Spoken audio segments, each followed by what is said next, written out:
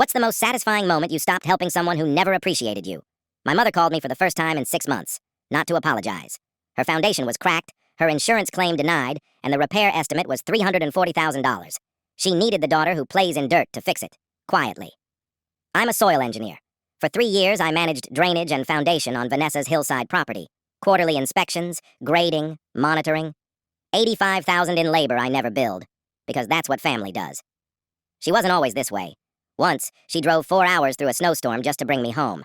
That woman vanished. Every holiday, I'd arrive smelling like clay and iron, soil under my fingernails. Vanessa would wave me toward the sink before I could sit. My sister Celeste, a brand strategist I coached through 3 interviews, never had to wash hers. Then came Vanessa's 60th. 40 guests, long table. She raised her glass and introduced us. When she got to me, she smiled. "And this is Bryn, my daughter who plays in dirt for a living." Then she turned to Celeste. "Thank God one of my children has a real career." Laughter rippled across the table. Celeste raised her glass. The napkin in my lap felt thin, disposable. I didn't flinch, didn't look away, just folded it beside my plate. Something in my chest cooled, like a thermostat clicking off. "You're right, Mom. I think it's time I stopped playing."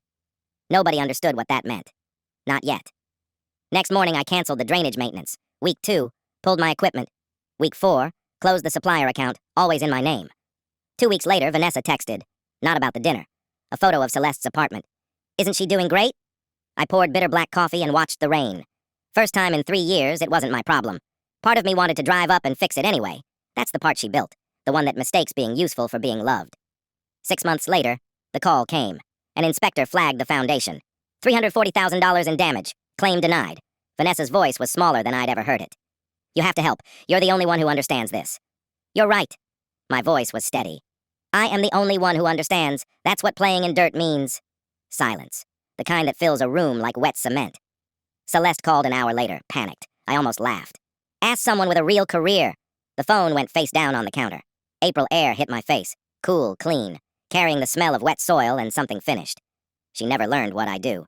She just learned what happens when I stop. Some people don't know what holds them up until it stops.